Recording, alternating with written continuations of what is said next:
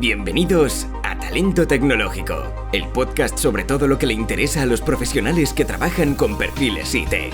¡Comenzamos! Bienvenidos y bienvenidas a un nuevo episodio de Talento Tecnológico, podcast impulsado por Open Webinars, la plataforma de formación tecnológica para empresas que cuidan su talento IT. Hoy tenemos con nosotros a Pablo Moratino, consultor de marketing online y especialista en WordPress, y Ángel Robredano, Product Manager en Open Webinars. Bienvenido. Hola, muy buenas, ¿qué tal? Hola Pilar, muchas gracias por la invitación. Bueno, hoy vamos a hablar sobre analítica web y la experiencia del usuario con Pablo Moratino, así que Pablo, háblanos un poco sobre tu perfil y cómo es tu trabajo. Bueno, pues lo primero, muchísimas gracias por invitarme al programa, que la verdad es que vengo encantado porque vamos a hablar de algo que me apasiona, no solamente es mi profesión, sino que es algo que me encanta.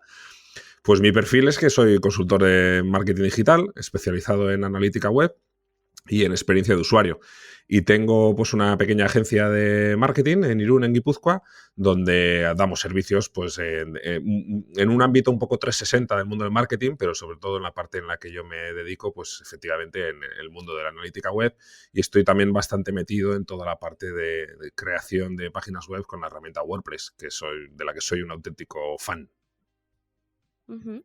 Y bueno, cada vez se le da más importancia a tu especialidad, que es la experiencia del usuario o UX. ¿Sabrías explicarnos en qué consiste y en qué se diferencia del UI? Bueno, pues sí, la verdad es que sí que es verdad que está un poquito de moda, que cada vez se oye hablar más, pero no sé si realmente se le da más importancia. Yo creo que se le suele dar más importancia solamente cuando se ven los problemas, ¿no? Cuando vemos que hay algo que no funciona y entonces se recurre ya pues, a acrónimos que a veces parecen palabras mágicas para ver si encontramos la solución a los problemas. Pero sí, la verdad es que es verdad que cada vez se oye más hablar de la experiencia de usuario. La experiencia de usuario es simplemente tratar de entender cómo funciona la relación de los visitantes con nuestras páginas web o con nuestras aplicaciones para móvil para intentar mejorarlas en la medida de lo posible.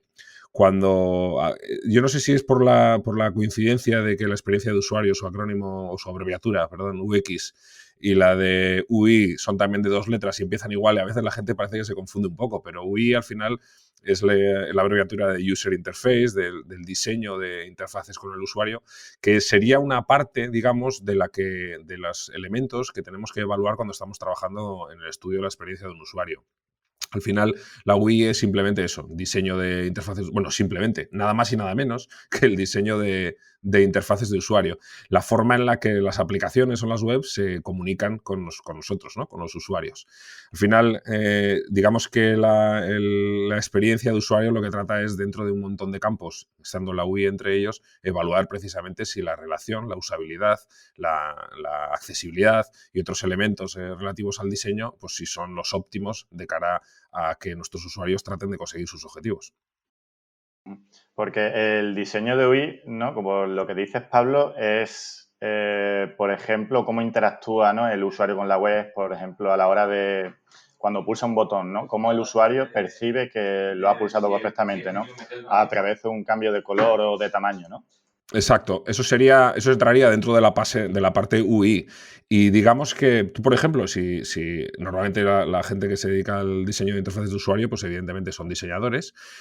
Si tú defines el comportamiento de un botón desde la parte más gráfica, más pura, que serían los estilos visuales de ese botón, hasta el comportamiento del mismo cuando el usuario pasa el ratón por encima de él, o incluso lo que pasa cuando hace clic, pues todo eso digamos que es una parte técnica a nivel de diseño, que tiene que cumplir una serie de objetivos y tiene que facilitar determinadas tareas.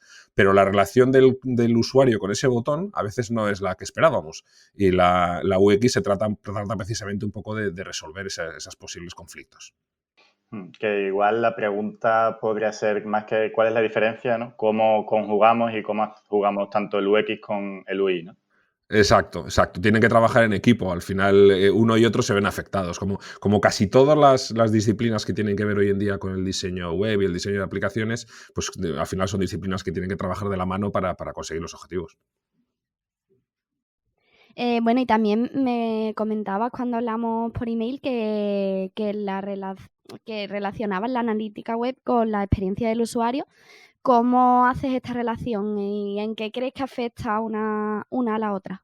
Pues la analítica lo que es precisamente la llave que nos ayuda a entender la experiencia del usuario. Al final, tenemos que entender y por hacer una analogía simple, si nosotros, por ejemplo, trabajamos en un negocio de cara al público, un negocio físico, como puede ser un comercio, por ejemplo, al final nosotros vemos a la gente que entra en nuestro comercio, vemos cómo se comporta con los productos que tenemos en exposición, vemos qué preguntas nos hace, vemos las caras que pone cuando nosotros le respondemos. Toda esa información, como gerentes de un negocio, la vamos recogiendo y nos va ayudando a tomar decisiones.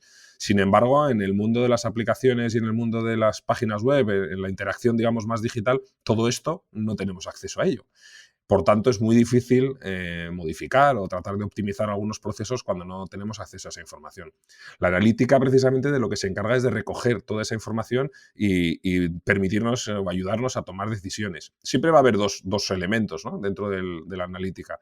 Por una parte, el elemento más cuantitativo, que puede ser, al final son datos en el sentido de que puede ser tráfico, no sé, porcentajes de conversión, rebotes, las típicas métricas y dimensiones de la analítica web, que cualquiera puede ver en Google Analytics, pero después también hay una parte más cualitativa, ¿no? Si sabemos lo que hacen los usuarios, ese qué sería la parte cuantitativa, deberíamos saber por qué lo hacen y cómo lo hacen, ¿no? Y esa parte es la que seguramente tiene más que ver con la experiencia de usuario. Y la analítica nos da muchas herramientas para poder evaluarlo de una forma lo más parecido a la realidad y en algunos casos incluso superándola.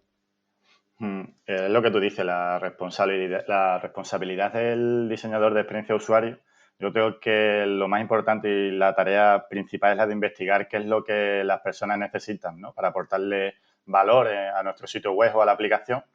Y para ello aquí es imprescindible tener datos y la analítica aquí es imprescindible para Claro. poder hacer cambios en base a lo que los usuarios necesitan, no de lo que pensamos que necesita, porque muchas veces pensamos que podemos hacer una aplicación móvil o una aplicación web con una bola de cristal, ¿no? Y no es así. Al final tenemos que intentar ponernos en los zapatos del usuario porque tenemos que hacer los cambios pertinentes basados a su experiencia y no a la experiencia que nosotros creemos que el usuario necesita. Claro, es muy interesante esto que comentas, Ángel, porque es verdad que a veces en las primeras fases de desarrollo de un proyecto, pues tenemos que basarnos un poco en los típicos buyer persona y todo este tipo de cosas, ¿no? Imaginándonos cómo es el público potencial de nuestro producto. Y aquí siempre hay una parte un poco de basarte un poco en tu experiencia profesional para diseñar esos elementos iniciales, ¿no? Pero enseguida, en cuanto empecemos, sobre todo cuando estamos aplicando metodologías de tipo Lean, enseguida tenemos que empezar a hacer pruebas y a ir haciendo iteraciones en el diseño, ¿no? Y en toda esa parte ayuda muchísimo la experiencia de usuario. Cosas a veces que parecen incluso un poco lejanas en algunos modelos de negocio, como son los tests con usuarios, ¿no? Tan sencillo como enfrentar a un usuario a esas primeras fases de desarrollo, que a veces son diseños, pues como pueden ser wireframes y este tipo de cosas, que son pequeños bocetos, por decirlo de alguna manera, de la aplicación, para que podamos observar cómo se comportan con ellos, ¿no? Y eso enseguida nos empieza a arrojar datos que ayudan en la creación de ese elemento, de ese proyecto. Hay gente que evalúa, como decía antes al principio, o la posibilidad de aplicar estas técnicas o estas tecnologías con proyectos que ya están en marcha, pero tienen mucho que aportar en esos proyectos iniciales donde podemos ir validando de alguna forma todas esas apuestas que hacemos, ¿no? Al final es eso, el poder medir nos deja hacer uso del método Lean, que es pues medir, ver qué falla, qué funciona y poder iterar lo más rápido posible y centrarnos siempre, tener el foco en el usuario, como lo veo. Eso es. Y bueno, cuéntanos, Pablo, ¿cómo sería un día normal de trabajo para ti?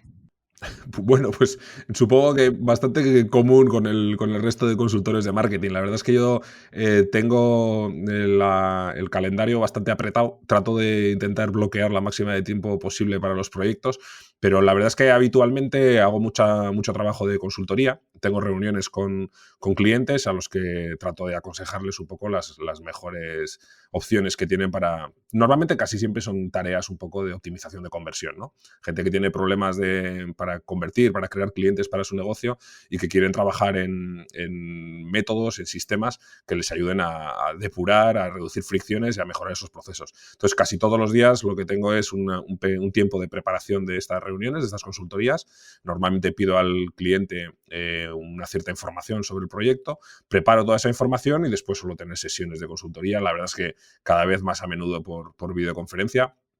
y tratar en esas reuniones de resolver los problemas. En algunos casos esto se convierte en la necesidad de hacer implementaciones, casi siempre en una parte inicial de técnicas de analítica, de herramientas de analítica, para poder ir teniendo un conocimiento real de cuál es la situación de partida del cliente y luego pues aplicar todos esos procesos de mejora que vamos diciendo. Pero mi día a día se divide en eso, básicamente, en preparar las reuniones de consultoría, escuchar lo que tienen que comentarme los clientes y después tratar de hacer implementaciones para mejorar esos procesos.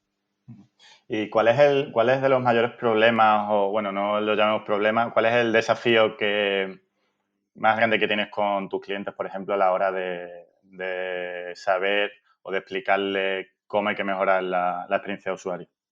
Pues fíjate, y lo comentaba ahora, casi siempre el mayor hándicap es que no hay una estructura de seguimiento analítico un poco firme, ¿no? Un poco bien implementada. Y el problema suele ser que, claro, cuando se da una situación de este tipo no tenemos datos no tenemos perspectiva de datos para poder tomar decisiones. Entonces el problema es que al final esto alarga mucho los procesos porque hay que establecer un sistema de medición lo más aceptable posible y a partir de ahí tomar cierta perspectiva, es decir, dar un cierto histórico para poder estudiarlo. Y ese es el principal hándicap. Y luego, por otra parte, un tema que siempre suele ser un poco dolor de cabeza es de alguna forma ser capaces de sincronizar la analítica de la presencia digital de las marcas junto con su presencia física, esa combinación, ¿no? de elementos. Y esto no siempre es fácil, ¿no? Hay marcas para las que resulta más sencillo y hay otras marcas que cuando tienen departamentos de atención al cliente alejados un poco del entorno más digital,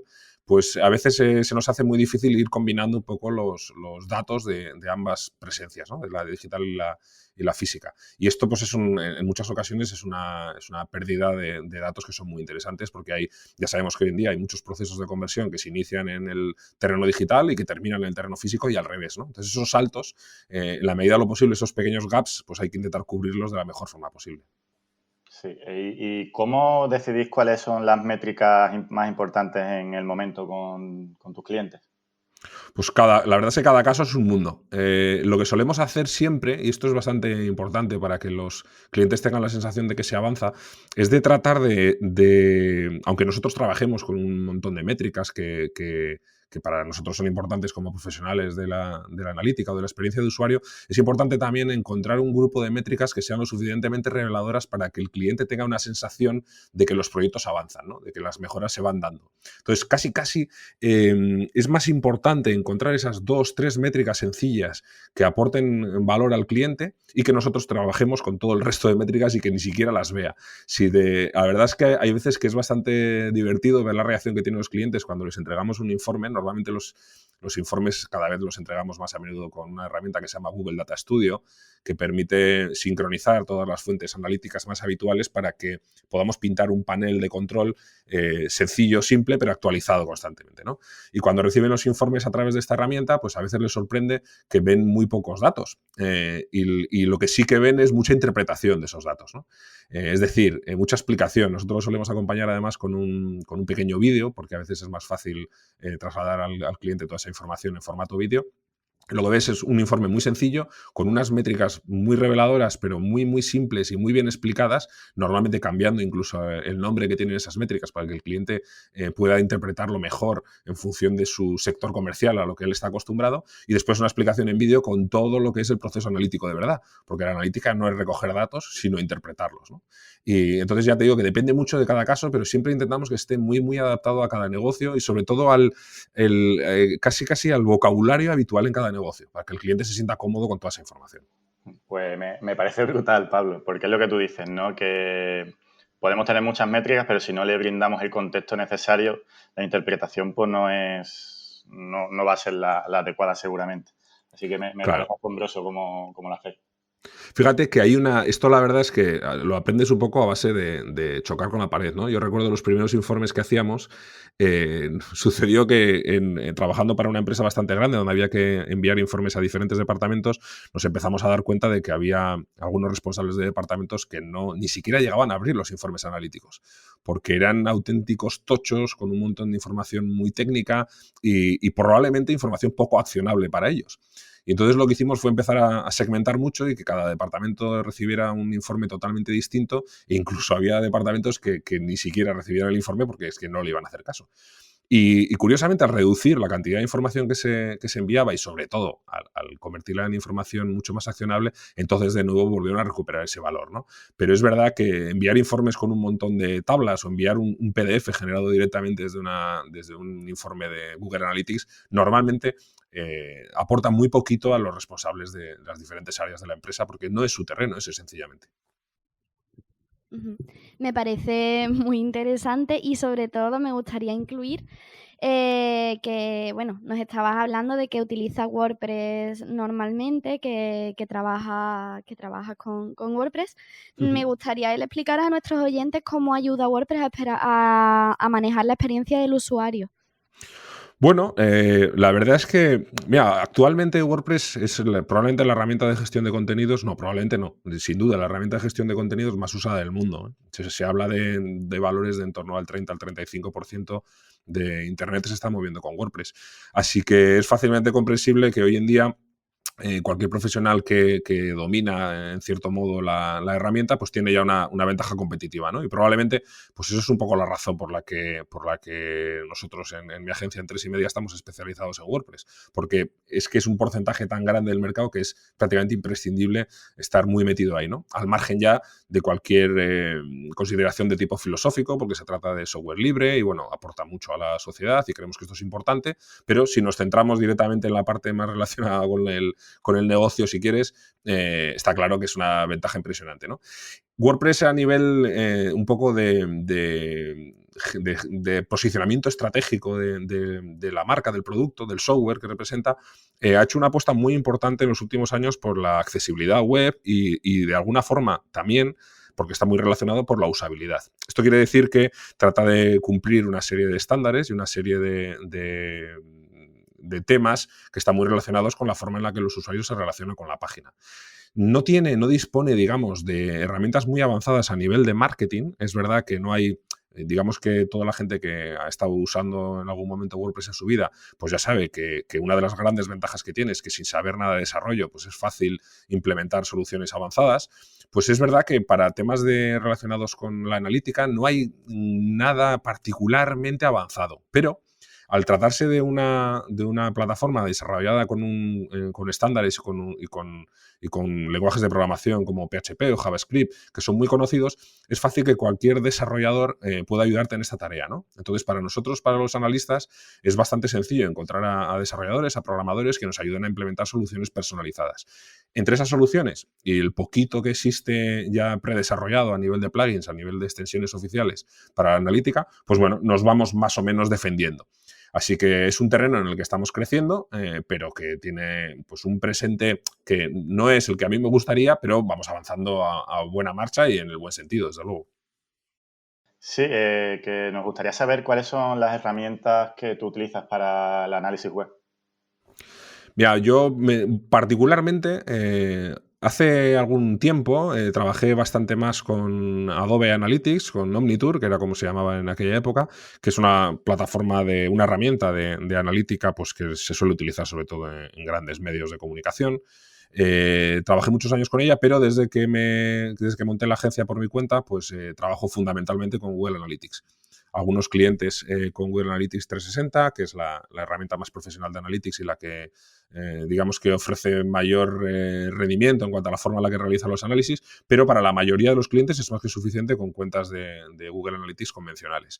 Y después, a nivel, por ejemplo, de implementación en sus sitios web, en la mayoría, como ya os he dicho, son con WordPress, utilizamos algunas herramientas como, por ejemplo, Nelio A/B Testing, que es una herramienta para realizar test A/B, que probablemente sea una de las herramientas más bonitas que hay para trabajar en la experiencia de usuario. Y la verdad es que luego ya lo demás suelen ser implementaciones un poco a medida, ¿no? Particularidades de cada sitio, de que suele ser seguimiento de eventos, de conversiones, pero esta parte ya digamos que está totalmente vinculada directamente a Google Analytics. Y Hay alguna, perdona Ángel, quería destacar, ¿hay alguna web en concreto donde tenemos ciertas limitaciones por el tema de la RGPD, del Reglamento General de Protección de Datos, donde digamos que es más sensible la instalación de cookies de seguimiento de terceros, en el caso de Google Analytics? Las cookies que se instalan, digamos que están vinculadas a un servicio que es de Google, por tanto, es de terceros, no es de la página web que está dando el servicio al usuario. Y para esos casos sí que hemos utilizado una herramienta bastante conocida que se llama Matomo Analytics, que se instala de manera local en el propio servidor del cliente, de tal forma que las cookies siempre las manejan, siempre están entre el usuario y el propio proveedor del servicio. No es necesario compartirlas con Google. Y en este sentido, Matomo también lo utilizamos mucho, pero es verdad que la herramienta es bastante similar a Google Analytics. ¿Y no utilizáis Hotjar? Para el que no lo conozca, Hotjar es una herramienta online que ofrece información sobre las interacciones de los visitantes en la página o en la aplicación. Y los datos que genera esta herramienta, pues lo que nos ayuda es a revelar, ¿no?, mucho cómo es el comportamiento del usuario y cómo podemos saber qué elementos de tu página pues le llaman más la atención, cuáles no, comprender mejor a los clientes grabando las interacciones de su web. Y para mí me parece una herramienta de mucho valor y sobre todo muy importante para saber y poder mejorar la experiencia del usuario. Sí, la verdad es que sí que utilizamos Hotjar. Ahora mismo tenemos bastantes herramientas un poco de este tipo, de tipo Hotjar, que están un poco orientadas precisamente, pues como bien decías tú, a capturar la pantalla del usuario, ¿no? Es cierto que nosotros la usamos sobre todo en los tests que hacemos con usuario en entornos controlados. Lo que solemos hacer es, en algunos proyectos, cuando estamos lanzando, pues por ejemplo, una nueva página web, un e-commerce, por ejemplo, donde quieres comprobar un poco todo cómo es el proceso de compra, todo el movimiento que hace el usuario dentro de la página, lo que solemos hacer es, tenemos ya un banco de usuarios para testear este tipo de cosas, se les envía una URL privada, que no se puede encontrar a través de buscadores, quiero decir, y ellos entran, saben que les estamos grabando, pero tienen que cumplir una serie de tareas, ¿no? Les damos, por ejemplo, un listado. Pues tienes que tratar de comprar determinado producto. Entonces, ellos hacen esa tarea número 1 y nosotros estamos grabando su pantalla mediante esta aplicación, que es muy sencillo de implementar en cualquier página web. Y después lo que se pide también es que haya gente que esté navegando pues desde un escritorio, otros desde móvil, diferentes posibilidades, ¿no? Incluso a diferentes horas del día, en diferentes estados. Uno puede estar sentado en el sofá, otro en la oficina. Todo eso lo hacemos con el banco de usuarios. Y todo eso se captura con Hotjar, se segmenta después en función de los diferentes comportamientos que ha habido, las diferentes tareas que se han ido completando, y podemos ver cómo se relaciona cada uno de los usuarios con la página. ¿Problema que suele haber con este tipo de cosas? Pues que hay mucha gente que, en lugar de utilizarlo con bancos de usuarios, lo hace con páginas web que están publicadas, con usuarios públicos. Y esto hay que informarlo correctamente precisamente a la gente que entra a la página web, diciéndole que se va a grabar su sesión. Porque esto es una vulneración de la privacidad, evidentemente, ¿no? Entonces, claro, es muy agresivo para el usuario que entra a la página web, informarle de una cosa de estas es como muy intimidante, ¿no? Y entonces, evidentemente, la mayor parte de las veces la respuesta suele ser no. Entonces, hay dos situaciones: o lo hacemos de manera privada y controlada, como te digo, con experimentos con usuarios, o si no, pues hay mucha gente que opta por hacerlo de tapadillo, pero claro, esto es un problema grave. Sí, vamos, además es que es una falta de ética. Si lo haces así de tapadillo, no es la mejor manera que hacer. Desde luego que no. Bueno, pues ya para terminar, nos gustaría preguntarte si nos podías recomendar a alguien para próximos episodios. Tú fuiste recomendado por Ana Cirujano, también experta en WordPress, y Sí. bueno, nos gustaría saber a quién nos recomendarías para participar. Pues mira, hay una persona que tiene una trayectoria profesional muy interesante y que para mí además refleja ahora mismo una forma de relacionarse con el negocio digital muy interesante, que se llama Mauricio Gelbes. Mauricio es un desarrollador argentino que emigró a España hace ya unos cuantos años y que su principal característica es que es un nómada digital, pero de los de libro. Lo más habitual es encontrártelo trabajando para clientes, desarrollando directamente sentado en su ordenador en cualquier cafetería o en cualquier coworking de cualquier ciudad del mundo. tiene un canal de viajes donde hace pequeños documentales de cada país que visita y entonces reparte el día entre desarrollar sentado en una hamaca o en una cafetería o en un coworking en Hong Kong y luego a la tarde pues hacer su canal de YouTube con sus viajes. Y creo que la verdad es que es un modelo de profesionalidad hoy en día que es bastante curioso y él es un buen ejemplo de esa actividad. Genial, pues me parece un perfil muy interesante que además, bueno, distinto a los que solemos traer, o sea que estupendo, contactaremos con él. Y bueno, y sobre todo quería agradeceros a los dos la participación y bueno, el haber estado disponible en momentos como estos también, así que muchísimas gracias por participar y por compartir con nosotros tus conocimientos sobre analítica y sobre experiencia del usuario. Un placer, de verdad, Pilar, y estar contigo y con Ángel. Encantado de haber estado aquí. Y a mí también, un placer siempre estar aquí, Pilar, porque siempre que estoy aprendo un montón con los invitados y me llevo un montón de herramientas y consejitos que nos ha dado Pablo, así que espero volver pronto. Pues muchísimas gracias y a los que nos escucháis pues son bienvenidos los comentarios, las valoraciones, estamos en todas las plataformas y redes sociales. Nos vemos el próximo miércoles.